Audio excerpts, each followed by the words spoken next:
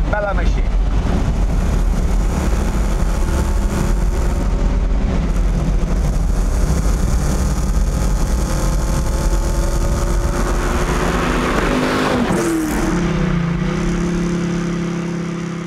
Welcome to the episode of Jay Leno's Garage. Today, one of the most misunderstood supercars.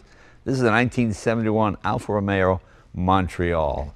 Some of you might question why I'm calling it a supercar. Well, it's got a V8 engine, 4-cam, 230 horsepower, 237, something like that. Just a wonderful little V8, 7,000 RPM red line, 5-speed transmission. When in this period, most cars were still 4 speeds. Remember, most Alfa Romeos were just 4-cylinder engines. And a lot of people think, oh, this is just 2 Alfa 4-cylinder engines put together. No, not at all. Not at all, not even close. This is a bespoke motor. To me, this is the right size for a supercar. You know, when I ride in a big Aventador or something like that, they just seem so big and wide and, well, heavy. This is, what, I think 2,800 pounds out the door, you know, loaded, which is still pretty light. Anything under 3,000 pounds is still pretty light. Disc brakes all the way around. This car was never introduced in America. It was never sold here because Alfa Romeo just couldn't get their emissions and their crash testings, and we give up. No more America. That's it. We do it. You know, they said they make a car. You like it, you don't like it. You know, this car was introduced in Montreal, hence the name. I think there's some sort of expo back in '67. Alfa Romeo displayed this as a show car, I guess. And at the time, I think, as I remember, that prototype car had a regular 4-cylinder Alfa engine, which is a jewel in itself. And by the time production came out, it had turned into this mini, I say mini supercar. This is the size cars used to be. This is a normal size for a sports car back in the 60s and early 70s. It's only lately they've gotten just so big and wide and heavy. This car was designed by Marcello Gandini, who I was proud to have here at the garage, actually, not that long ago. He came for a tour, and that was a huge honor. You know, he designed the Miura, the Countach, just one of the brilliant, brilliant designers. You can see some of the influences of the Miura, you know, the eyelashes here. To me, this is the most successful part of this car. The front end is just beautiful, and the way these eyebrows, he loves eyebrows. He had them in the Miura, remember? And those fold under, and it's kind of cool. You know, not many people know about these. I think they made something like 3,971, not quite 4,000 cars over 6 to 7 year period. The body didn't change much in that time. Didn't need to, actually. You know, it's funny, in different colors, this car looks different. I've seen weird golds and lime greens where I just go, oh God, that's horrible. The proportions look awful. Whereas this one, it does something to me. This one really looks right and sits right.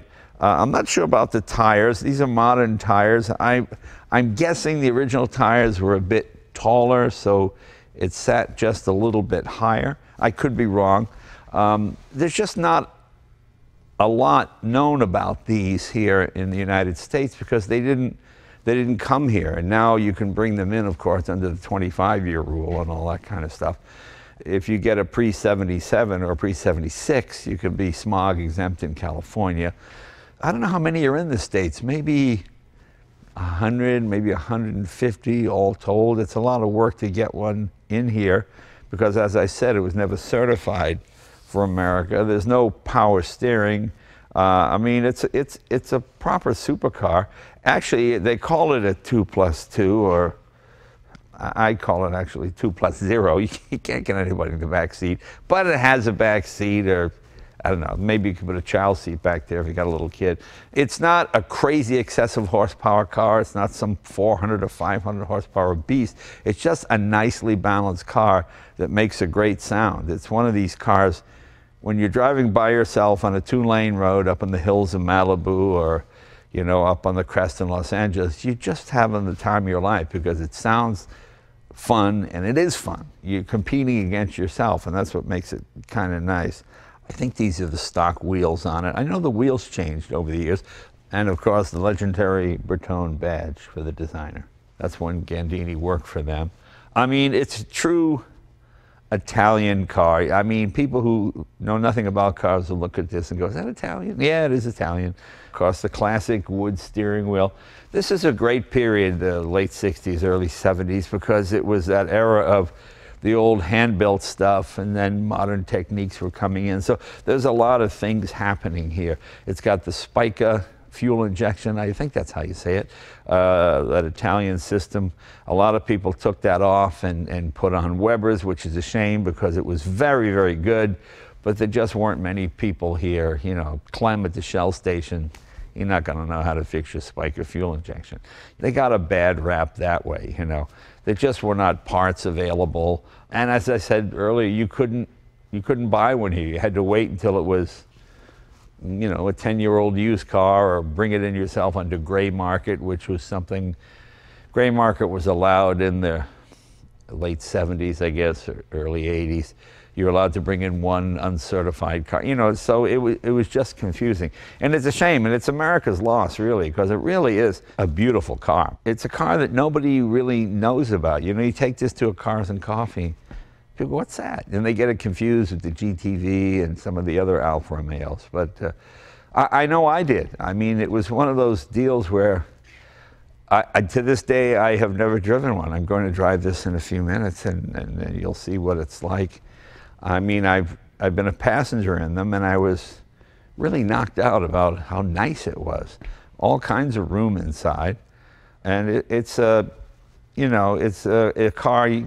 Well, you don't want to parallel park it. Like I said, there's no power steering in the engine over the front wheel, so it makes steering a bit heavy. But once you're rolling over 10 or 15 miles an hour, that all goes away.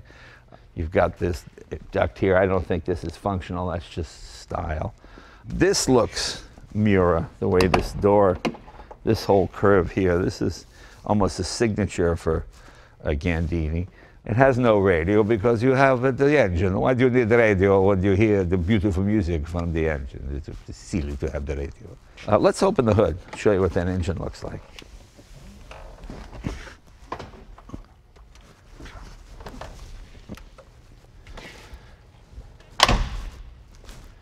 Let's open the hood up.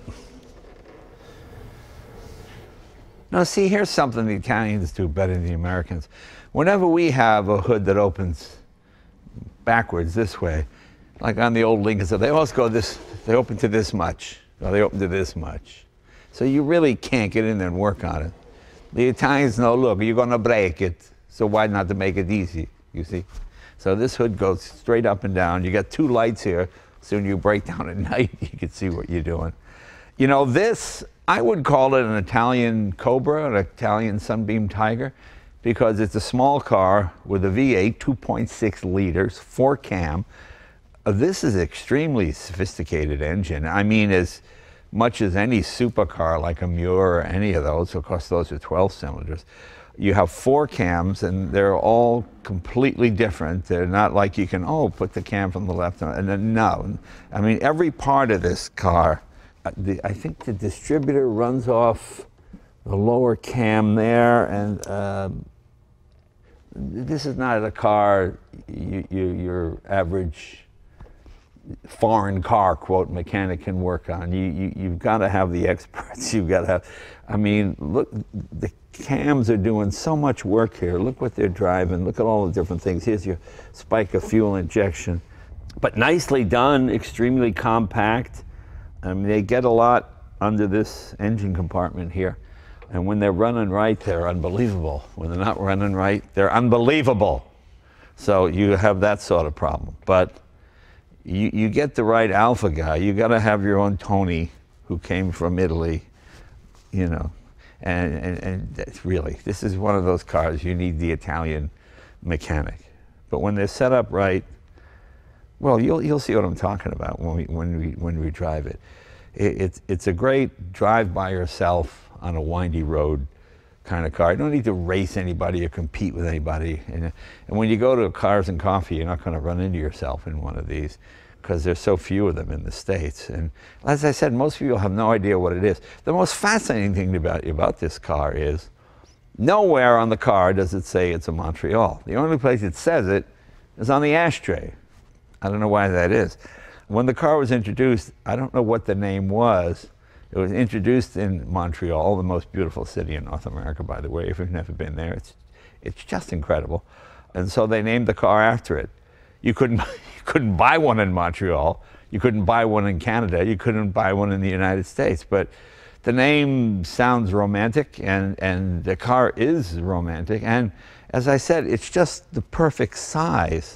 It's the size most cars should be, not taking up a lot of road space, not overtired, not big giant, just a nicely balanced package. Although I don't know how well balanced it is being a front engine car, but we'll find out. We'll find out in a few minutes here. As I said, 4-wheel disc brakes, very unique styling, just a nice looking slats here, somewhat controversial. Some people like them, some people don't. This sort of looks 240Z-ish to me, this rear quarter. If I just showed you this, hey, what kind of car is that? You might guess 240Z. Although 2.6 liter is small by American standards, that's a big engine in Italy, especially back in 1974. This was a fast, powerful car when it came out. And it's just sort of been overlooked by people, I think, and underappreciated. They tend to run in the 70,000 to 100,000, maybe 125,000. And I can't imagine that price coming down as they get rarer and rarer and as people appreciate them more. You know, they say we lust after what we saw when we were 7 or 8 years old on the street. And if you're a younger guy in your 40s and you're successful, this is the car you saw on the cover of Road and Track, and you saw them driving through the hills of Sicily and all that kind of stuff. So I think to a certain demographic, this is the car to have because it was just unobtainable. So let's take her for a ride and see how she goes.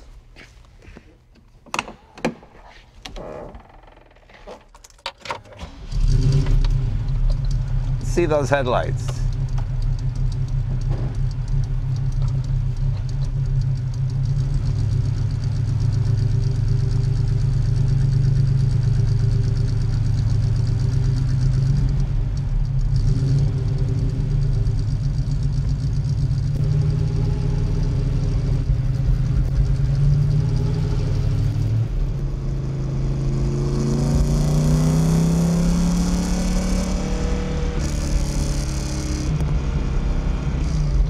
Alfa Romeo is the classic example of letting a car warm up. You know, this is a car when you turn the key, let the engine idle for a good 4 or 5 minutes, which seems interminable when you have to go somewhere, but it really makes all the difference in the longevity of the automobile. You know, an old Italian mechanic told me one time, and I'm sure you will let me know in the comment section whether this is true or not, that Italian cars are made in a warm climate. So consequently, the oil passages are quite small because the oil is warm and can flow easier. And when you take an Alfa Romeo to a cold climate like New England or Minnesota somewhere, and you start it up, you're forcing heavy, thick oil through a small aperture, small hole, and it's not going to flow as easy. So consequently, you can wind up starving the bearing. But if you turn it on, let it idle for a few minutes, have a cup of coffee, send an email, do something, that's probably the best way to go. Any of my Italian cars, I have a Lancia. I let the gauge get off of. I let it move. I went to the oil temperature gauge. I just want to see it move. Once it moves, I know the oil is warm enough. Okay, and I can drive it in the manner in which it was intended. You know, this is not a car you want to short shift at 2,000 RPM. It likes to rev. That's what it likes to do. And that's when it runs best. And, oh, it's just a wonderful sounding automobile. I mean, it's a little jewel of a V8 engine.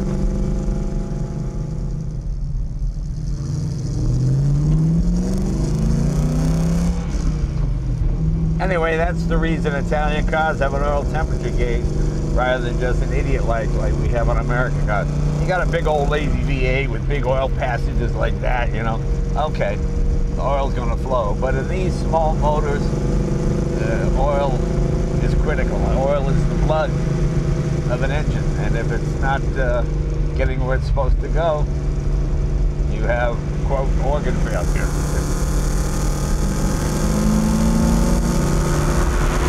But there's a lot of gusto to this motor. I mean, it just pulls so nicely. See, the other problem with this car, when it came out, it cost more money than a Jaguar XKE or a Porsche 911. And of course, well, we have to tell you about Porsche 911's reputation for durability and reliability. I mean, people drive those hundreds of thousands of miles. And of course, Jaguar XKE, even Enzo Ferrari called it the most beautiful car in the world. Plus the fact that you had, in the 70s, Alfa Romeo dealers in America were not, well, let's just say, it wasn't like going to a Ford or a Chevy dealer where every part is on the shelf and available. There was, you know, plus they didn't even bring the car in here, so you had to be a true Alfista. Is that Alfista? You had to be a true Alfa Romeo enthusiast, I guess. And this car will make you one. And the Ralph Kramden driving position, for those of you outside the United States who don't know who Ralph Kramden was, on a show called The Honeymooners, Jackie Gleason, comedian, it was a comedy show, and Ralph Kramden lived downstairs, I guess, and he was a bus driver, and this is what, so, you know, that's where that expression comes from in America. It is the weirdest steering angle. It doesn't make any sense until you try to parallel park this car. And then you realize, oh, that's why it's that, because you can get a little more force, a little more shoulder into it. That's why you have this big giant steering wheel. I mean, I have a 356 Porsche twin cam, and it has a big steering wheel like this, and it's thin, and it's wood, which is what I love. This is just very nice. This is a very nice place to be. I mean, this engine just pulls and pulls up to about 137 miles an hour. The tag goes to $9,000. They don't even redline it. You just, it's a car you drive by feel, and 7,000 feels about right. You know, this car is a perfect example of what fast cars were like back in the 70s. There's no traction control, there's no ABS, so you've got just the right amount of horsepower, all that you need, all that you can use. That's what's fun. You can use all the horsepower almost all the time if you want to. It's still fast by modern standards. It's not crazy fast, but it's sensible fast, you know. The tires obviously aren't going to break away from you in third gear. Like modern cars, you've got all that kind of traction control and stability, so you can't get into trouble. This is just a nicely balanced package. And once underway, you wouldn't want power steering. You got a nice road feel through the wheel. The Dogleg Gearbox takes some getting used to. By dogleg, that means the first gear is over here and down. And then you can shift it much like the early Porsche 901 box.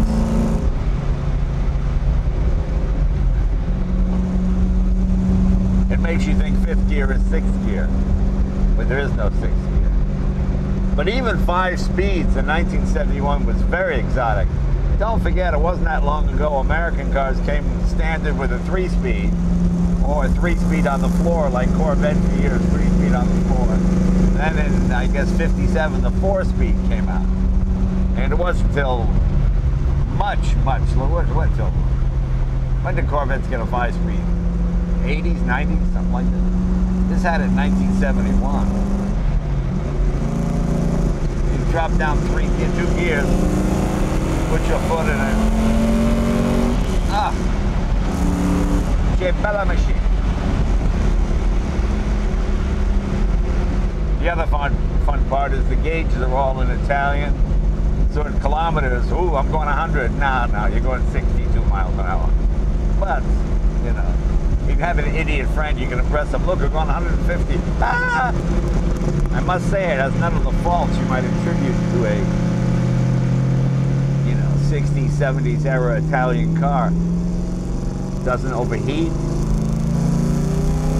Oil pressure's good. Idle it for an hour if you want. It's not going to do any harm. It's very nice.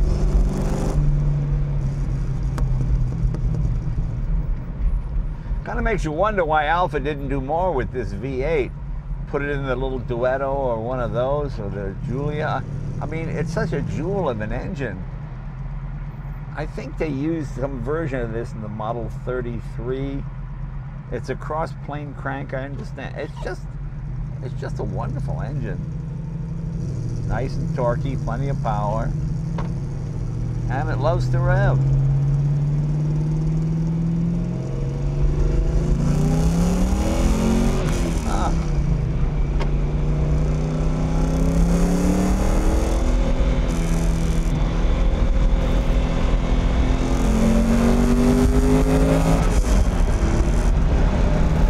Red line is marked. It's just about $7,000. The one thing it does share with other supercars is it's pretty thirsty. At about 70 miles an hour and in fifth gear, you turn in, what are we looking at? Almost 5,000 RPM. So that's going to drink down the gasoline. But you don't care.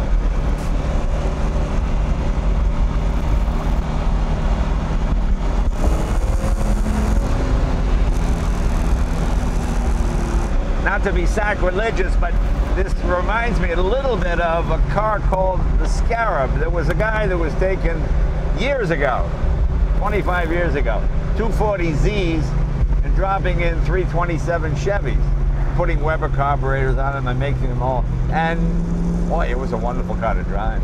And this kind of makes me feel like that. Gearbox is delightful, works fantastic. You know, everything now has 900 horsepower, 800 horsepower. But for the most part, you can't really use it all on the street. This, you can use all the power you have all the time. That's what's fun. I mean, you know, bursts like this up to $7,000. So taking $7,000, it's just so much fun. You know, so many monocars. I love the P1, but it's, okay, you're going 150 miles an hour. This, you can enjoy the journey. You know, you put your hand on the gear shift, you put your foot in it, you feel that needle sweep around. As it gets close to 70, you can watch it go 66, 67, 68, boom, shift. And it's just a nice experience. You don't have to be the fastest guy in the block, because chances are you're not gonna be. But you can be the happiest guy in the block when you drive something like this. It's really the way the car makes you feel. And that's really the exciting part about an automobile. It's how it makes you feel when you're by yourself. Are you having a good time, or is it a lot of work? The only time this is a lot of work is when you're trying to parallel park it. Other than that, it's a dream day.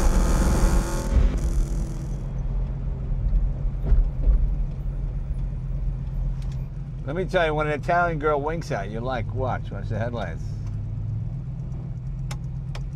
She likes you. I like how you wear this car like a suit, you know. You get in it like a suit. It's exactly as big as it needs to be. There's no extraneous things on it, no big giant doors, no giant wing on the back, you know. It's just a sensible supercar. Mark my words, 10 years from now, people will say, oh, I remember those were $60,000 or $70,000. It wasn't that, well, it was a long time ago, but back in 1989, I bought my Lamborghini Miura, the orange, the S, for $80,000. People thought it was crazy. That's a lot of money for a, you know, what was then a, you know, an old sports car. But, you know, I think you'll see the same thing with this. I guess what I'm saying is, if you see one, buy it now. All right. Hey, we'll see you guys next week, and I'm going to drive this thing around a little bit more. See you later.